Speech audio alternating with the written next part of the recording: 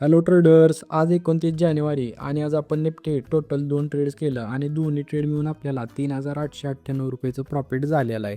निफ्टीचा chart जर बघितला तर निफ्टी इथं ओपन झाली मिडलला, त्यानंतर सपोर्ट झोनवर आली आणि इथं बुलिश सिंगल कॅन्डल बनवून इथनं एक चांगला मूव दिला. मी थोडंसं या ट्रेडमध्ये लेट एंटर झालो.